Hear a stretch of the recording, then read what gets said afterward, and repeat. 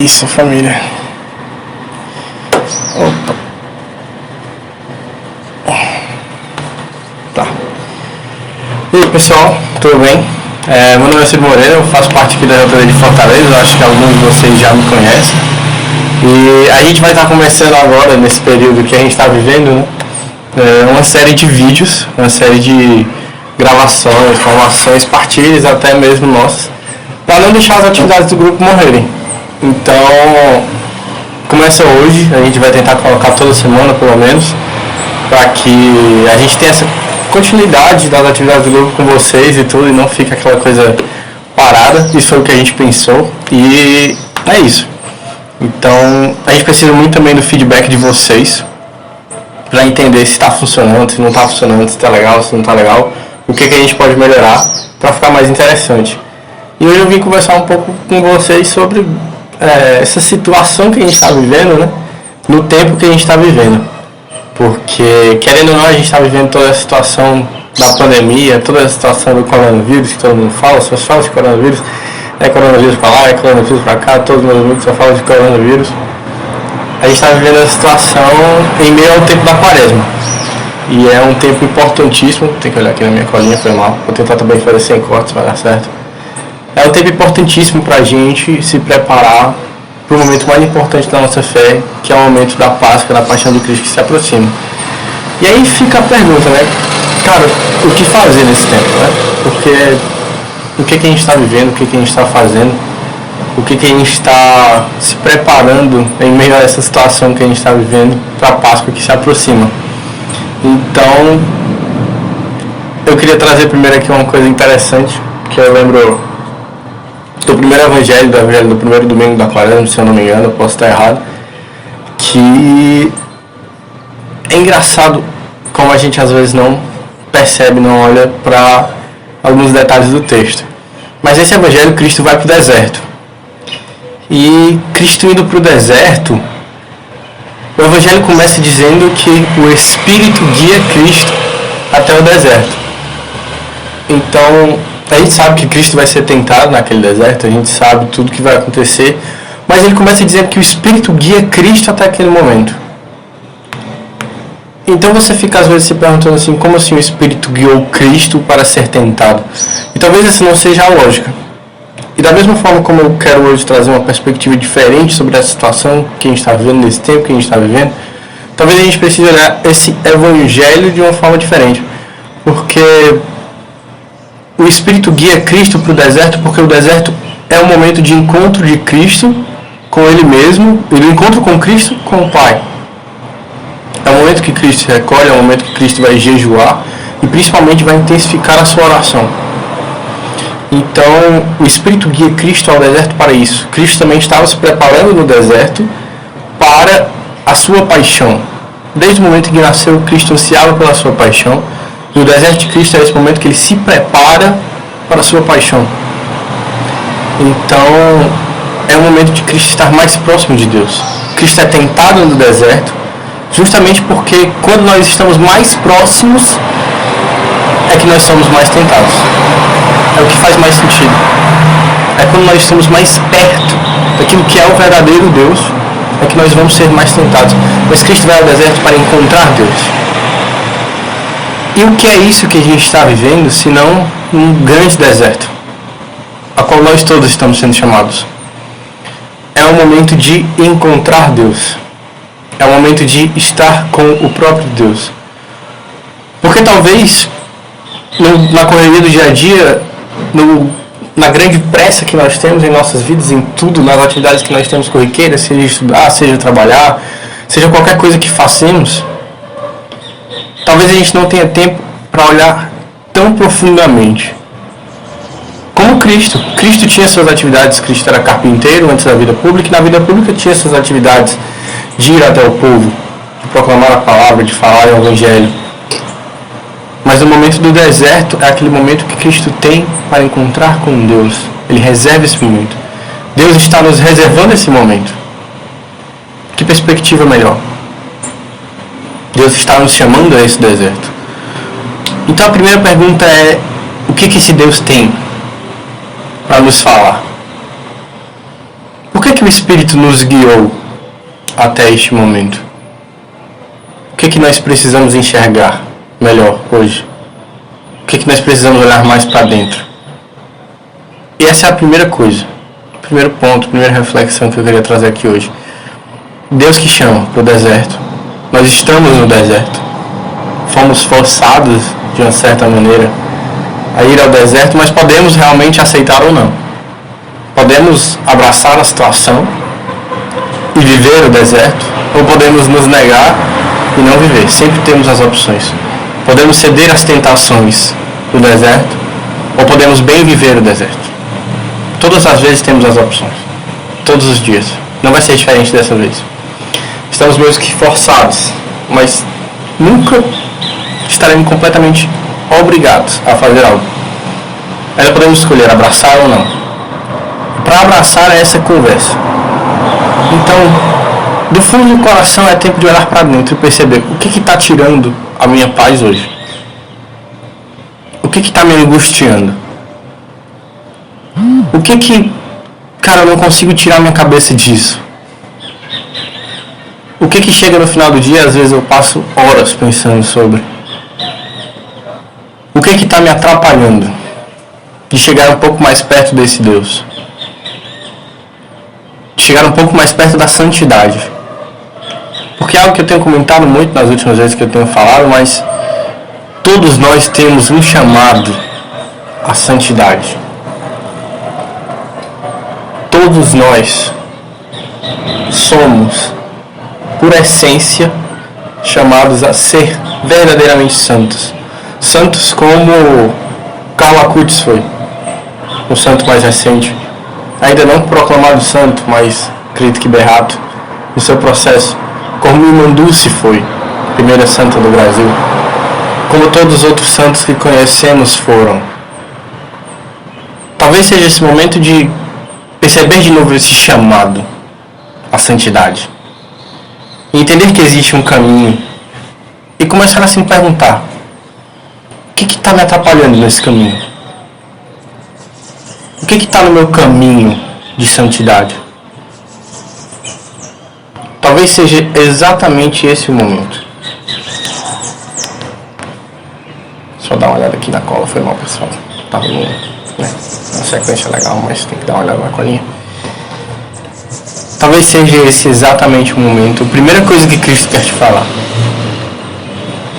é tempo de ser santo. Em todas as circunstâncias, em meio a tudo, é tempo de ser santo. Nunca existe um tempo para não ser santo. Mas ainda é tempo de conversão na quaresma que nós estamos vivendo. E aí de novo vem, o que falta? O que nos falta? Para essa conversão por inteiro, o que está nos faltando? De tanto na vida comum a gente não tem tanto tempo às vezes para olhar para dentro. Na realidade às vezes a gente passa muito tempo olhando para os outros, olhando para as coisas dos outros, olhando para como está o nosso irmão, nem sempre no sentido negativo de julgar o nosso irmão, mas tanto no sentido positivo também, de querer saber quais as necessidades de nossos irmãos. Mas agora não é mais tempo tanto disso. É tempo de olhar para si realmente. É tempo de viver mais dentro de casa. Nesse período de viver dentro de casa, nesse período de olhar para dentro de si, basta uma conversa com ele.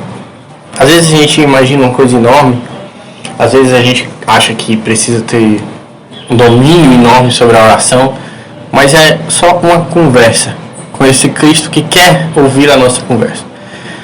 São José Maria dizia que a oração era nada mais do que se dar a conhecer a Cristo. Por mais que ele nos conheça por inteiro, ele quer ouvir as nossas confissões, a nossa conversa com ele. E nisso conhecê-lo também. Nada mais do que uma conversa com um amigo. Dar-se a conhecer e conhecê-lo. Eis o segredo da oração. É o que São José Maria falava. E também tempo de viver em casa. Porque às vezes a gente não vive em casa. Tempo de viver em casa é olhar para a família.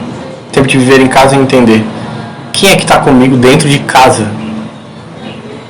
Quem é que está comigo nesse momento? Quem são essas pessoas que eu chamo de família?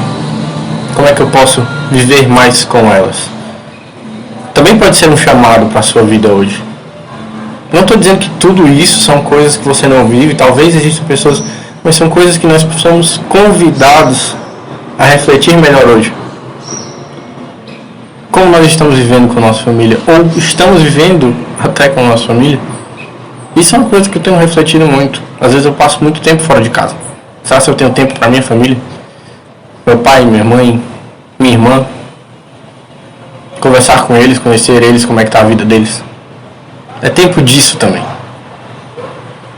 E apesar de tudo, de ser um tempo de distanciamento, que não seja um tempo de total isolamento. Que ninguém se sinta sozinho. Nós podemos estar unidos de várias outras formas. A internet hoje, com o WhatsApp, com videochamada, FaceTime, tudo isso, cara, tem uma infinidade de oportunidades que a gente tem para estar mais perto das pessoas. Mais ainda no momento de tanta insegurança, de tanto medo, de tanta confusão, é tempo de estar perto também das pessoas, à medida do possível, encurtar essas distâncias. Estando em casa com a nossa família, encurtar a distância com aquele que nós não podemos estar fisicamente. É tempo disso também. Em todas as dimensões possíveis. Agora foi muito bonito, né, cara? Parece muito verdadeiro. Mas em tudo que der. Em tudo que der pra gente. Estar unido. Estar em união. Estar em união com a Santa Igreja, com os padres, com todo o clero, com todos os leigos. Estar em união com o Cristo. E assim em união com todos os nossos irmãos por todos os lugares do mundo. É tempo de deixar realmente a criatividade imperar. Deixar a criatividade para a gente entender o que a gente pode fazer.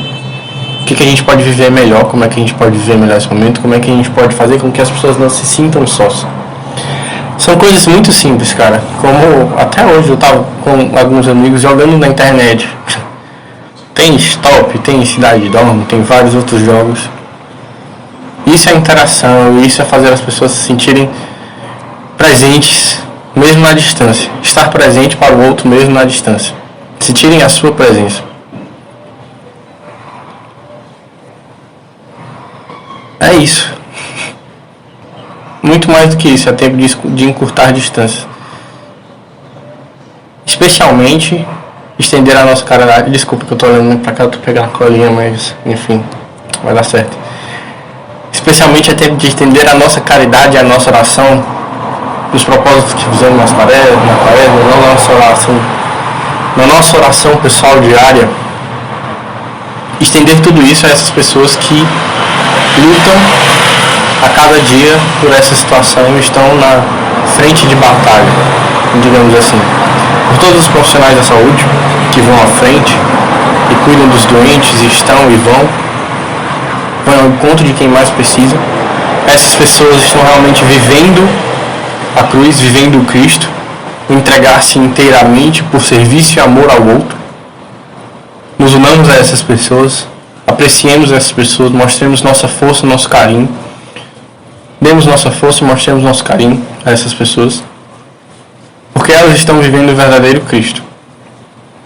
Em caridade a essas pessoas possamos ficar em casa, para evitar a propagação da doença, ficar em casa. É simples. Sair só na extrema urgência. A todas as pessoas que também não podem parar de trabalhar e precisam se expor e precisam estar em risco, precisam sair de suas casas, nos unamos a essas pessoas também. Aquelas pessoas que a gente não considera comumente, mas o operador de trânsito, o cara da internet, do provedor de serviço de internet, para você não ficar sem internet, o cara da sua operadora para você não ficar sem 3G, o cara do supermercado para você poder ir no supermercado e comprar o que você precisa,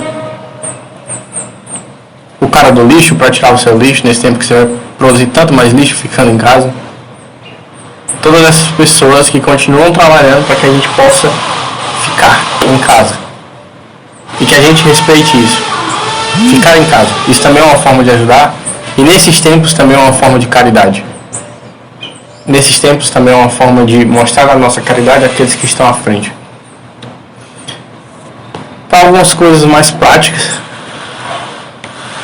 tal a gente montar um plano de vida para esses dias, para esse tempo agora, que está sobrando tanto tempo? Que tal a gente montar um plano? Aquele livro que você quer ler, aquela prática que você quer começar a ter, sei lá, se você quer começar a rezar o texto, se você quer começar a ler o Evangelho diário, se você quer começar alguma oração, alguma mais específica que você tem uma ideia na cabeça há muito tempo, mas nunca começou, se você quer fazer algum curso, tem um cara muito bom, até amigo meu tá brincando, é um cara que a gente conseguiu filmar umas coisas nossas e tal, tem um site dele, tudo cara, tal, do carro. Brincadeiras à parte, é um tempo muito oportuno para montar em plano essas coisas que a gente sempre quis fazer de crescimento espiritual.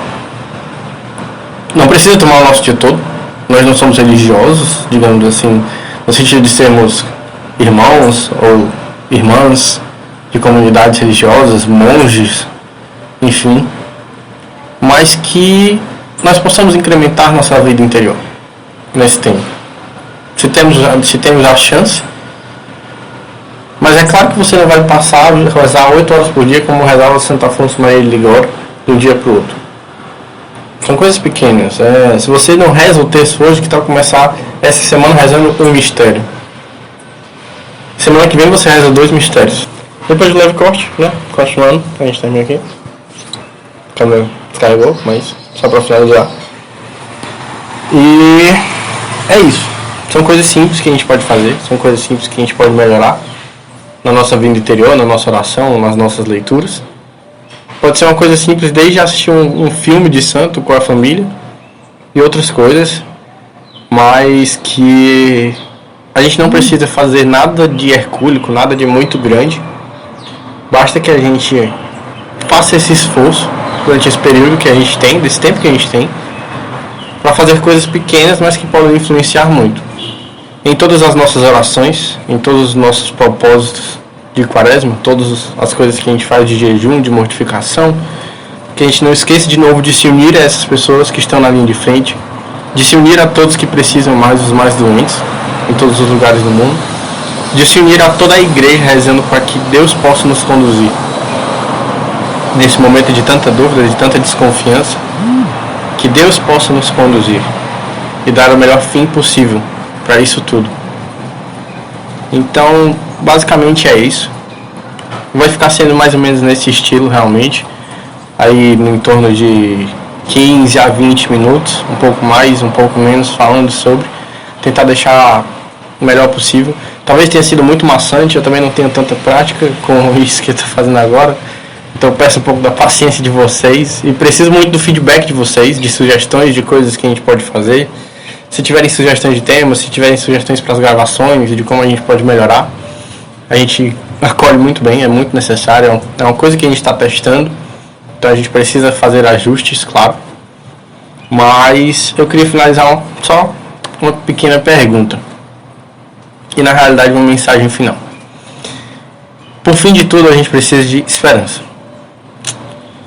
É um momento de muita insegurança, é um momento de muito medo. Ninguém sabe direito o que está acontecendo, ninguém sabe direito para onde vai, ninguém sabe direito quanto tempo tudo isso vai durar, quantas pessoas vai afetar. Então que a gente viva mais a esperança, que a gente busque mais a esperança. Porque na realidade, em quem ou no que a gente está pondo a nossa esperança hoje? O que está sendo a base da nossa esperança hoje? Tudo isso vai passar. É mais um momento. Vai ficar marcado na história, como muita gente está comentando. Realmente é engraçado. Mas tudo passa. E Cristo não passa. Deus não passa. Está acima de tudo. Então, um gostinho até para o próximo tema que a gente já está preparando. Mas, e também um pouco para refletir. Se a nossa esperança está em Deus, por que a gente perde tanto a paz? E se a nossa esperança não está em Deus, e a gente percebe isso hoje, o que está faltando para a gente mais esperar em Cristo? Muito obrigado. Deus abençoe.